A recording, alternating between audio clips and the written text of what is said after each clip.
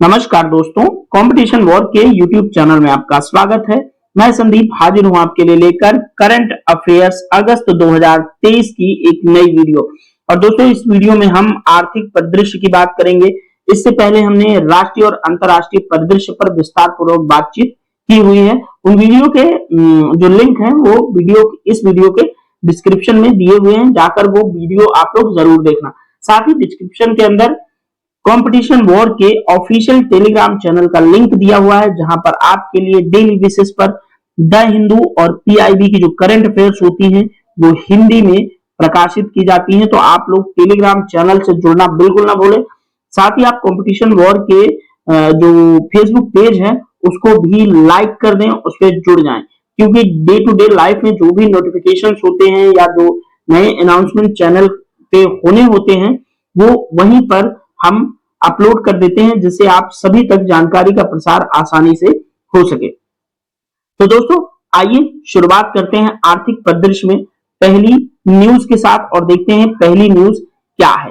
और दोस्तों, अगर इस चैनल पर आप नए हैं और किसी भी तरह से लगता है कि आपके लिए ये वीडियोस इंपॉर्टेंट है, ये चैनल इंपॉर्टेंट है, तो सबसे पहले चैनल को सब्सक्राइब कर दीजिए और साथ ही वीडियो को शेयर कर दीजिए, लाइक कर दीजिए और लोगों तक पहुंचाना बिल्कुल ना भूलें। तो आइए पहली योजना डिस्कस करते हैं। प्रधानमंत्री जन धन योजना है।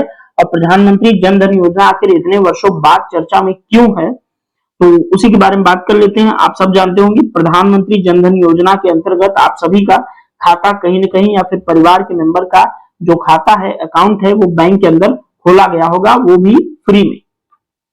तो आइए इसी प्रधानमंत्री जन धन योजना को लेकर के हमारी चर्चा है, बात करते हैं पहली योजना के साथ।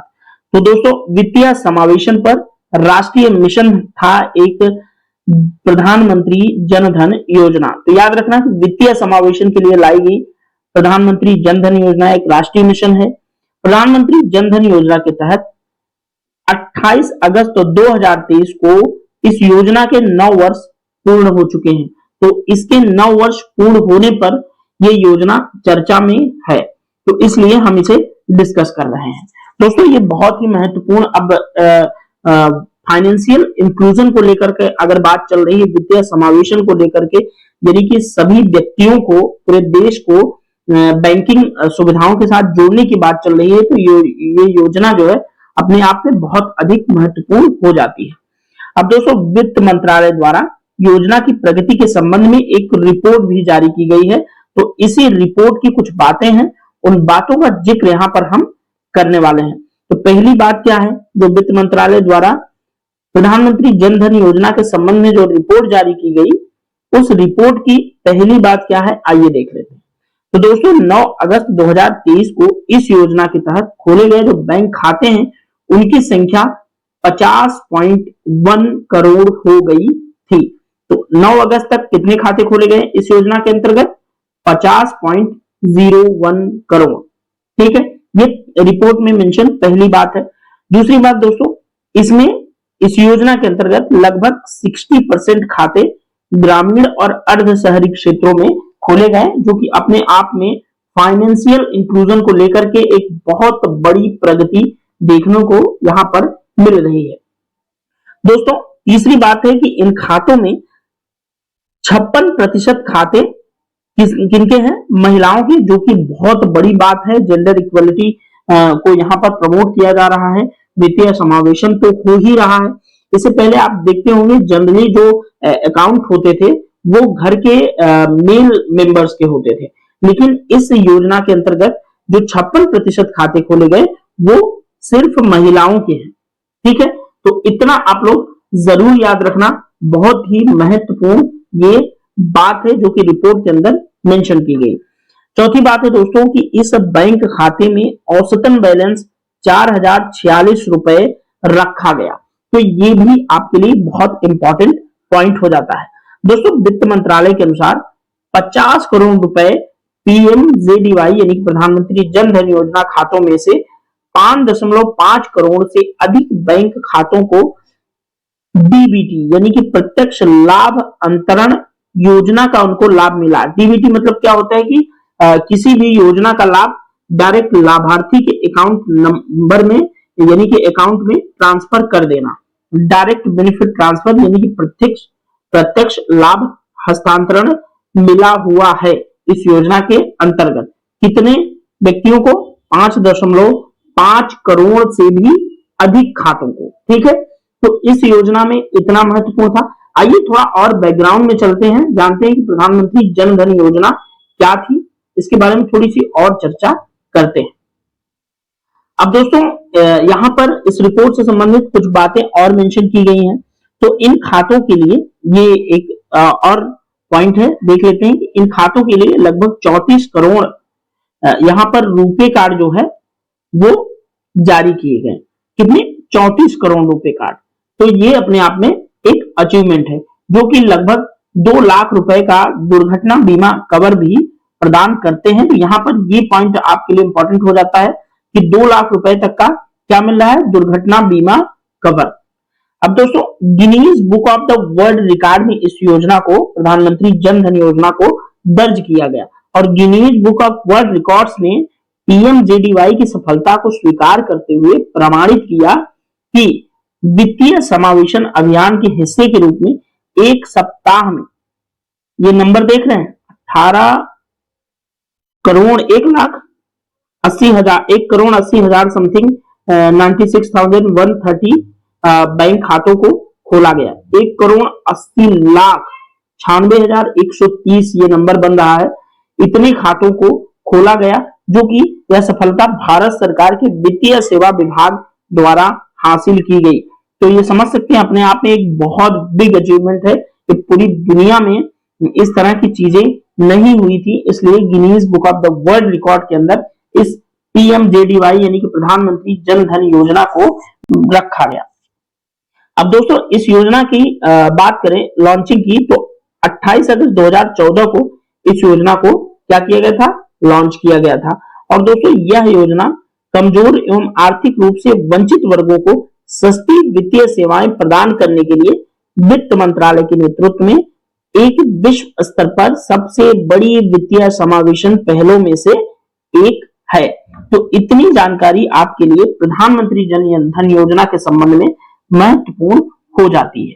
ठीक है दोस्तों, ये याद रखना। अब प्रधानमंत्री जन धन योजना से संबंधित यहाँ पर कुछ पॉइंट्स आपको याद रखने चाहिए कि प्रधानमंत्री जन धन योजना के अंतर्गत किस तरह की सुविधाएं शामिल थी।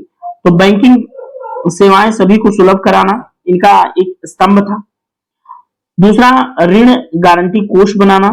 तीसरा, वित्तीय साक्षरता कार्यक्रम को प्रमोट करना, ये इसके 6 स्तंभ। ठीक है, और चौथा, असंगठित क्षेत्र के लिए एक पेंशन योजना। असंगठित और संगठित का मतलब क्या होता है? संगठित क्षेत्र ऐसे क्षेत्र होते हैं जहां पर नियोजित तरीके से लेबर को वो तमाम सुविधाएं प्रदान की जाती हैं जो उनके जो अच्छे लाइवलीहुड के लिए इंपॉर्टेंट होती हैं। लेकिन असंगठित क्षेत्र क्या होता है? एक छोटा सा उदाहरण दूं, जैसे लेबर चौराहे पे आप चले जाएंगे तो वहां जो मजदूर आपको दिखेंगे वो असंगठित क्षेत्र में काम कर रहे हैं। लेबर चौराहे के अंदर किसी भी तरह की कोई स्वास्थ्य सुविधा या किसी भी तरह की बीमा कवर उनको प्रदान नहीं की जाती है। तो असंगठित क्षेत्र का एक नमूना आप समझ चुके होंगे। तो इस योजना के प्रमुख स्तंभों में चौथा स्तंभ असंगठित क्षेत्र के लिए एक पेंशन योजना को भी लागू करना था। और दोस्तों साथ ही पांचवी जो स्तंभ है इसका ये है कि 10,000 रुपए तक की इसमें ओवरड्राफ्ट सुविधा भी प्रदान की जाती है ऐसे खातों को, और साथ ही सूक्ष्म बीमा भी प्रोवाइड कराया जाएगा। तो इस तरह की ये इनके प्रधानमंत्री जन धन योजना के 6 स्तंभ हैं, ये आप लोगों को ध्यान में रखने चाहिए क्योंकि इस तरह की जो पॉइंट्स है वो एग्जाम के अंदर पूछे जाते हैं। तो दोस्तों प्रधानमंत्री जन धन योजना के अंतर्गत इतनी जानकारी आपके लिए इंपॉर्टेंट हो सकती है एग्जाम के पॉइंट ऑफ व्यू से, और आप लोग जरूर ध्यान रखना क्योंकि दोस्तों साथ ही अभी हाल ही में आरओ जो यूपी का है उसका नोटिफिकेशन आयोग द्वारा जारी कर दिया गया है। तो अब जो करंट अफेयर्स की तैयारी है उसको आप लोग बहुत ज्यादा सीरियस लेंगे। ठीक है, तो चलिए आगे बढ़ते हैं और देखते हैं दूसरी हमारी न्यूज क्या है।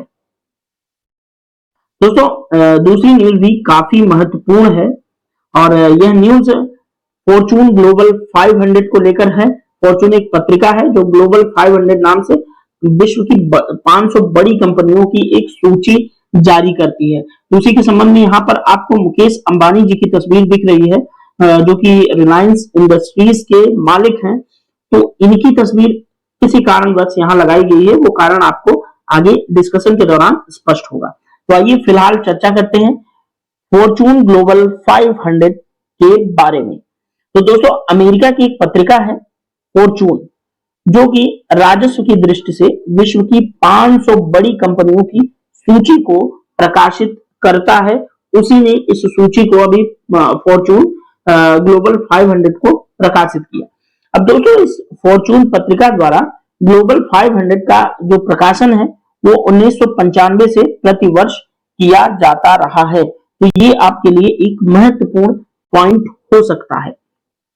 दोस्तों, इस वर्ष ऐसी सूची में भारत की 8 कंपनियों में रिलायंस इंडस्ट्रीज लिमिटेड को सर्वोच्च स्थान प्राप्त हुआ है और समग्र सूची में कितना 88वां, और भारत के अंदर टॉप पर रही है रिलायंस इंडस्ट्रीज। इसलिए इनकी तस्वीर यहां पर मैंने लगाई थी आपके लिए कनेक्टिविटी स्थापित करने के लिए, ठीक है। अब उसके बाद दोस्तों, भारतीय तेल निगम जो इंडियन ऑयल कॉर्पोरेशन है उसको 94 नंबर पर समग्र सूची में रखा गया और भारत के अंतर्गत इसको दूसरा स्थान प्राप्त हुआ। तो याद रहे, ग्लोबल 500 फॉर्चून सूची के अंदर भारत की रिलायंस इंडस्ट्रीज लिमिटेड को भारत के अंदर सर्वोच्च स्थान और दूसरा सेकंड मतलब हाईएस्ट रैंक प्राप्त हुई भारतीय तेल निगम को, जो कि 94वां नंबर है। ये भारत के अंदर बात चल रही है, ये पूरी सूची के अंदर नहीं। पूरी सूची के अंदर रिलायंस इंडस्ट्रीज को 88वां स्थान प्राप्त हुआ है। ये चीज आप लोग याद रखना। और भारतीय तेल निगम को कितना 94वां स्थान, ठीक है, इतना याद रहे। अब क्रमशः अगर बात करें तो LIC को इस सूची में 107वां नंबर, ONGC को इस सूची में 158वां नंबर, और भारतीय पेट्रोलियम को इस सूची में 233वां नंबर, भारतीय स्टेट बैंक को 235वां नंबर, और टाटा इंडस्ट्रीज को इसमें 357वां यानी कि 357 नंबर टाटा मोटर्स को प्राप्त हो। टाटा इंडस्ट्रीज नहीं, सॉरी, टाटा मोटर्स, रतन टाटा याद होंगे आप लोगों को। और अगले नंबर पर है राजेश एक्सपोर्ट्स, इनको इस सूची में 353वें नंबर पर रखा गया, यानी कि 353 नंबर पर इनको इस सूची में रखा गया। अब दोस्तों, अगर समग्र सूची की बात करें तो टॉप पर 2023 की फॉर्चून ग्लोबल 500 की सूची में टॉप पर कौन रहा? अमेरिका की एक कंपनी है वॉलमार्ट, आप लोगों ने नाम सुना होगा। तो ग्लोबल 500 सूची में पहली रैंक मिली है अमेरिका की कंपनी वॉलमार्ट को, और दूसरी रैंक पर है दोस्तों सऊदी अरब की एक तेल कंपनी है सऊदी अरामको, इसको दूसरा नंबर मिला है। और तीसरे स्थान पर है चीन की एक कंपनी जिसका नाम है स्टेट ग्रिड, ठीक है। तो ये तीनों स्थान आप लोगों को याद रखने हैं। शीर्ष पर है अमेरिका की वॉलमार्ट, दूसरे नंबर पर सऊदी अरब की तेल कंपनी अरामको, और तीसरे नंबर पर है चीन की एक कंपनी जिसका नाम है स्टेट ग्रिड। और भारत में रिलायंस इंडस्ट्रीज को पहला रैंक प्राप्त होता है। भारत में टॉप पर रही है भारत की कंपनियों में, ये कौन है? रिलायंस इंडस्ट्रीज, जिसके मालिक हैं मुकेश अंबानी जी। और इस वर्ष 8 कंपनियों को इसके अंतर्गत रखा गया है, याद रहे 8 कंपनियों को, और 2022 में 9 कंपनियों को इसमें शामिल किया गया था, याद रहे, ठीक है। तो ये आपके लिए ग्लोबल 500 फॉर्चून पत्रिका की ये जो रिपोर्ट है आपके लिए इंपॉर्टेंट, बहुत अधिक इंपॉर्टेंट है, ठीक है दोस्तों। चलिए आगे बढ़ते हैं तीसरी न्यूज की तरफ। और तीसरी न्यूज है ऑयल इंडिया लिमिटेड और ONGC विदेश के बारे में। तो आइए देख लेते हैं, यहाँ बड़ी बड़ी इंडस्ट्रीज आपको लगी हुई दिख रही हैं। और आइए बात करते हैं ऑयल इंडिया लिमिटेड और ONGC विदेश है क्या। दोस्तों, वित्त मंत्रालय का एक विभाग है लोक उद्योग विभाग। इसने सार्वजनिक क्षेत्र की 2 तेल कंपनियों को जो इनका दर्जा है उसको बढ़ा करके दूसरा दर्जा यानी कि इनको प्रमोट कर दिया गया है। तो दर्जा क्या है आगे आपको समझ आएगा। दोस्तों, इसके तहत पेट्रोलियम एवं प्राकृतिक गैस मंत्रालय के नियंत्रण में जो कंपनी है ऑयल इंडिया लिमिटेड उसको अब महारत्न कंपनी का दर्जा प्रदान कर दिया गया है।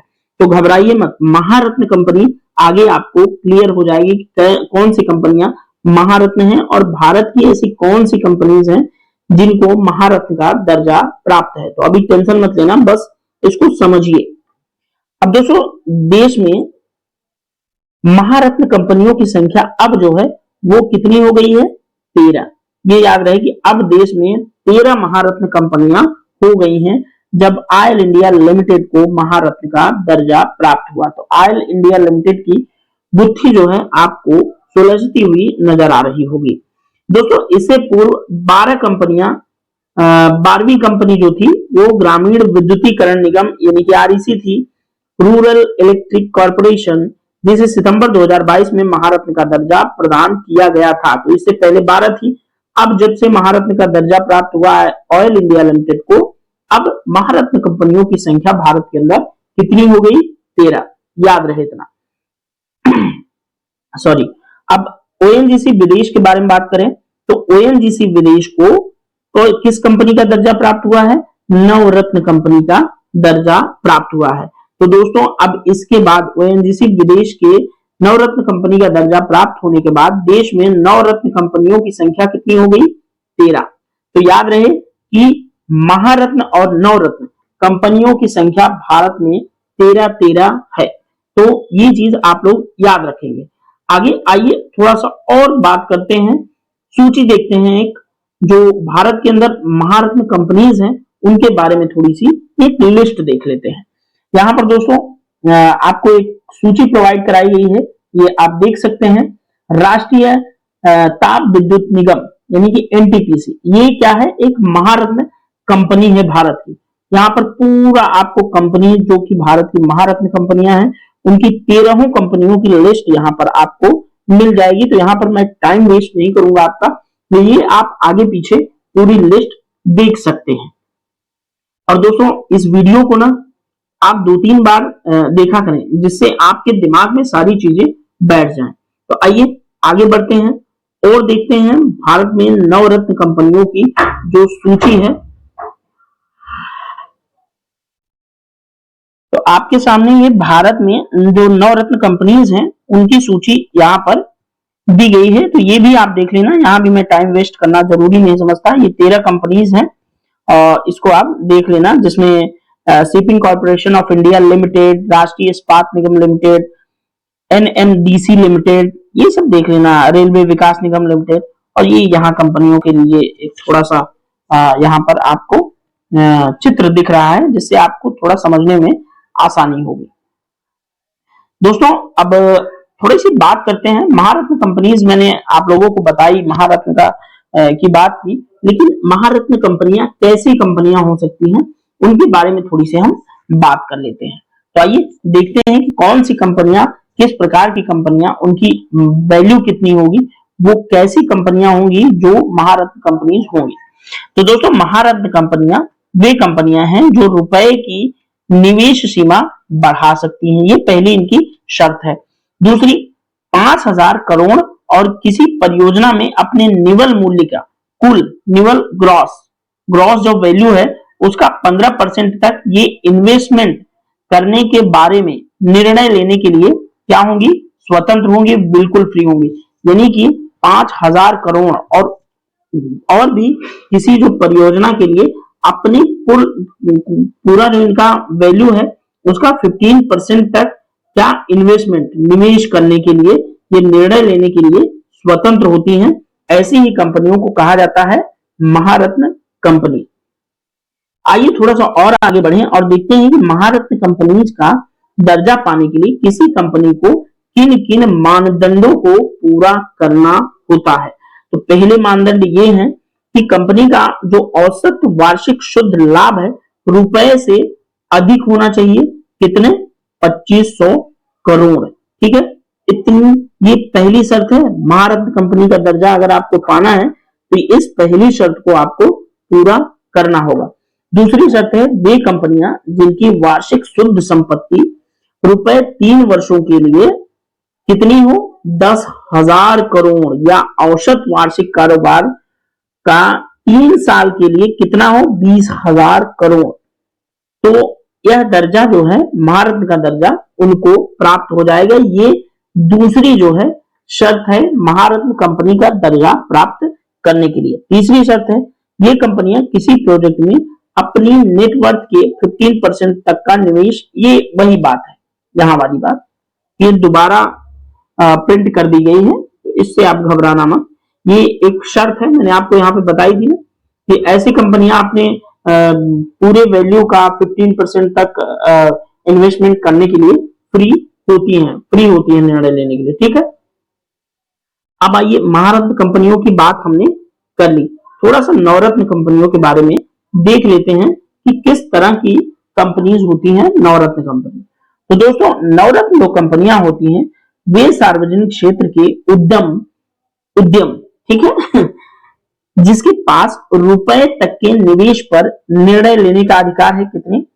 सरकार अनुमोदन की आवश्यकता के बिना, सरकार के अनुमोदन की आवश्यकता के बिना ये क्या करेंगे, एक परियोजना में 1,000 करोड़ या उसके शुद्ध मूल्य का 15% तक क्या करेंगी, इन्वेस्टमेंट कर सकती हैं, निवेश कर सकती हैं। ठीक है, ये बात यहां पर आप लोगों को क्लियर हो गई होगी। अब नवरत्न कंपनी का अगर आपको दर्जा पाना है तो किन मानदंडों पर खरा आपको उतरना होगा। ये कंपनी का स्कोर जो है 60, पूरे 100 में से 60 होना चाहिए। ये स्कोर किन मानदंडों पर खरा उतरना चाहिए? ये 6 मानदंड हैं। पहला जिसमें है शुद्ध लाभ, दूसरा निवल मूल्य, तीसरा कुल जनशक्ति लागत, चौथा उत्पादन की कुल लागत, पांचवा सेवाओं की लागत, छठा पीबीडीआईटी यानी कि मूल्यह्रास, ब्याज और करों से पहले जो लाभ है वो नियोजित पूंजी है। तो ये जो 6 मानदंड हैं वो आपको पूरे करने पड़ेंगे, तब किसी कंपनी को मिलेगा नवरत्न कंपनी का दर्जा। तो आई होप दोस्तों नवरत्न, महारत्न ये सब समझ में आपको आ गया होगा। अब एक बचा है मिनी रत्ना कंपनीज। तो मिनी रत्ना कंपनीज के बारे में फिर कभी आपसे इसी तरह का कुछ वीडियो में डिस्कशन के दौरान चर्चा किया जाएगा। तो आइए अगली न्यूज की तरफ बढ़ते हैं। तो हमारी आज की आखिरी न्यूज है उद्यम पोर्टल। तो आइए उद्यम पोर्टल के बारे में थोड़ा सा पढ़ लेते हैं, जान लेते हैं। अब आरबीआई का लोगो और आरबीआई के जो हमारे गवर्नर साहब हैं शक्तिकांत दास जी, उनकी तस्वीर छपी है, तो आपको समझ में आ गया होगा कि उद्यम पोर्टल कहीं ना कहीं आरबीआई से रिलेटेड है।